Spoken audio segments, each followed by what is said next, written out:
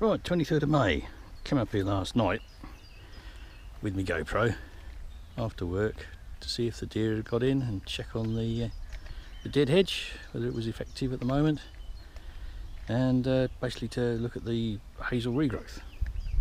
I got here, pressed the little button, and it said no SD card. So I've had to bunk off. It's a great hardship. Come up here today and have a look. As you can see, what was a hazel blue has now got little tiny bits of blue left. So the bluebells are past their floristic best, and they're busy making seeds, as you can see on this one. And the pignut is going crazy. This here is elm, English elm, Ulmus procera, I think. Pignut, ancient woodland indicator. This is cuckoo pint, and this is dog's mercury, Mercurialis perennis. That's Aeromaculatum. Supposedly the leaves have spots on, but not always. These ones don't. So what I thought we'd do is have a bit of a wander about, because we checked the dead hedges yesterday and there's no sign of deer being in, although there is sign of deer going up on the other side of that dead hedge, which, as you can see now the leaves are off. The video I posted this morning was using the last of the material I cut, which had leaves starting, and it looked pretty dense when I put it up, but now the leaves are dead. It's a lot less dense than I would like, but I think it'll work. Anyway, we had no sign of deer browsing when we came up, and you can see everything is nicely terminated with a terminal bud. These are the bits the deer will eat. They'll snip them off like secateurs and say yum. Oh, hang on, look. There.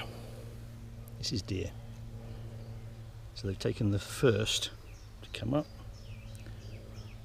Another one there. So I thought we'd managed to keep deer out. We were a bit late putting the dead hedge up. And hopefully that means that Bambi and his hungry little friends got in here before the dead hedge went up, because there was a big gap over there. So let's wander about and see what we've got. When they first come up, the shoots are bright red,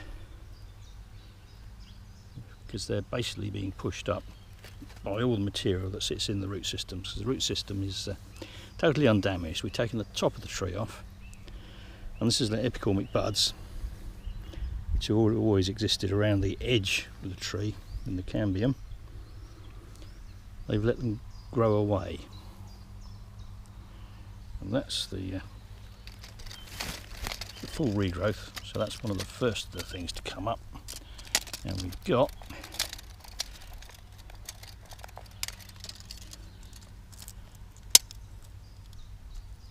"9 inches. And this one is 6 inches. These ones, they were probably little buds, actually already started before I cut the tree down. But these are all fresh this year, started from inverted commas nothing. And you can see how they start here. So these ones got away a little bit later than these ones around the edge. And it may well be that these ones towards the middle will do less well, because these will shoot up. They should do about 1.8 metres in the first year, because we've got good light here. If we look straight up, the only canopy is these ones here, which should have come down or been layered, but well, things being what they are, didn't happen. And you can see around this tree here, we've got some other tall shoots which have already greened up, more shoots on here. So at the moment, it's doing quite well.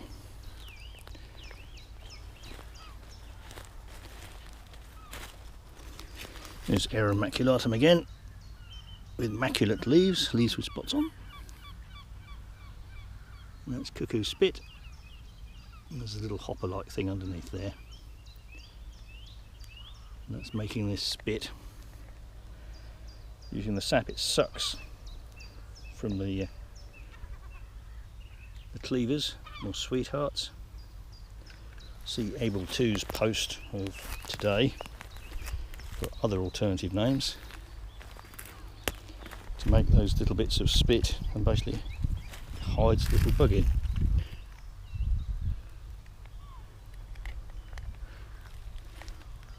This one here is sprouting. See all the hazel coming up. And this bit of dead hedge has fallen apart, but I'll leave that there rather than mash over everything now, because this dead hedge is nice and thick. Well, the top's a little thin. So later in the summer we'll come up here and we will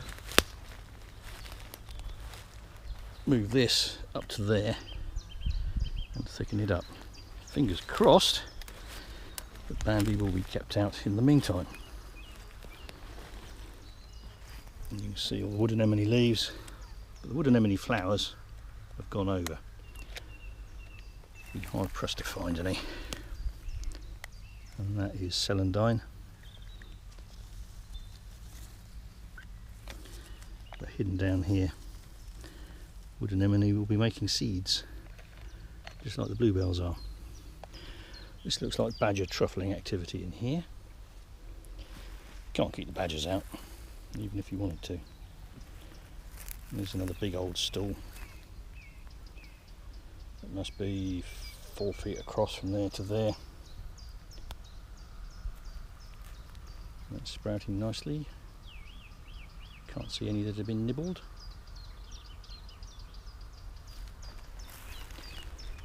These older ones here have got Sheffield blight.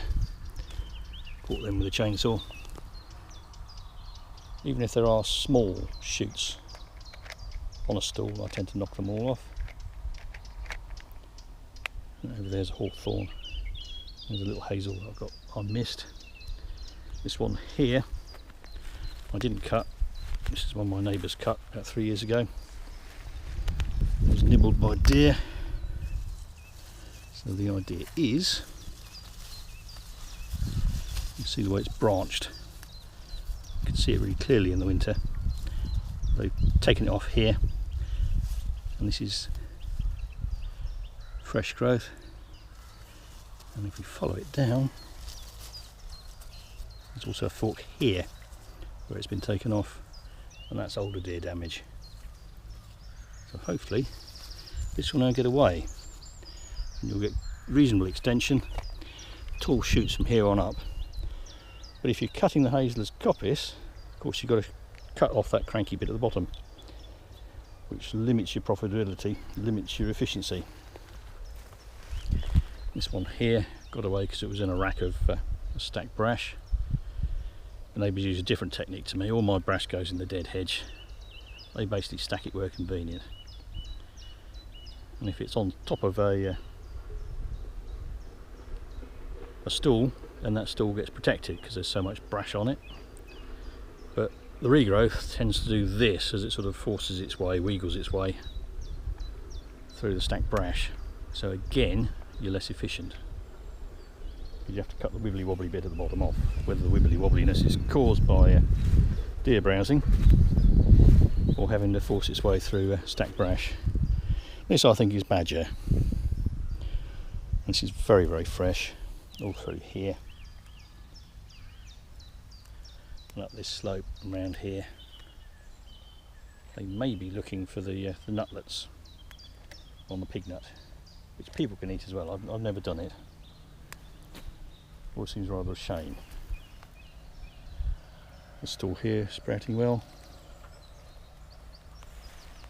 And over here, this is primrose. All the flowers gone over. More badger truffling. This is the tractor track. Goes up the slope.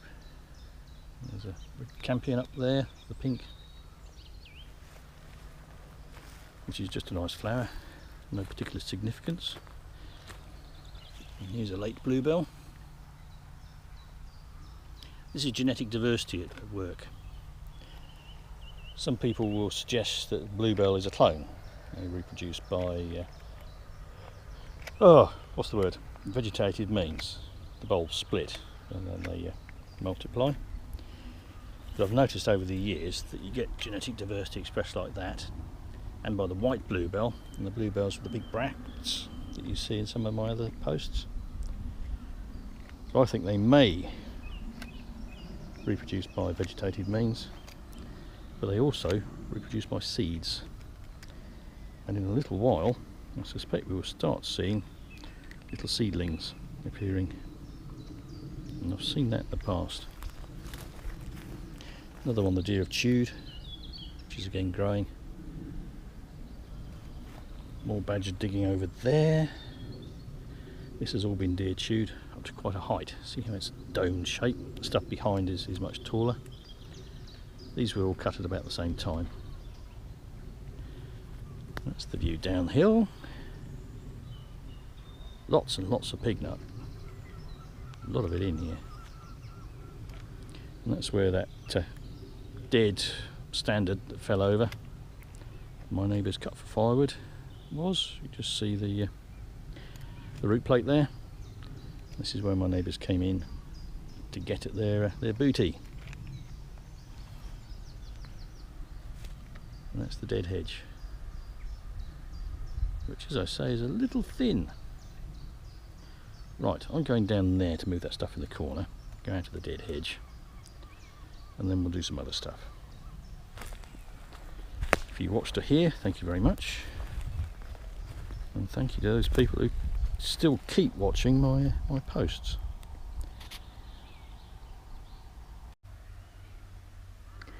And this is the aftermath of cutting out bean rods and stakes and other potentially usable and sellable things. You saw me up here last time with the mule there. I was moving rods from my rack that's over there. I didn't want to squash all the bluebells. Brought them over into this corner and cut. And here we had some forked sticks, and I cut out basically 6 that I thought were a reasonable quality. Took those to Dorset Coppice Group's open day and sold them all to another stall holder. £10 for 6. That was the offer he made, and I didn't haggle. But yeah, he'll make them into something nice, and they'll get used rather than put into the dead hedge. Like all this lot, which is all the waste, which is too poor to do anything with. Some stuff here that I might be able to use. I saw a demonstration of thatching spar making. If I get some time, and it's a nice morning, I'll come up here and I'll see if I can do some thatching spars. That'll keep for several weeks, I'm sure. And that's another view of the coppice. And what we're going to do now is going to look at last year's coppice, which is up there.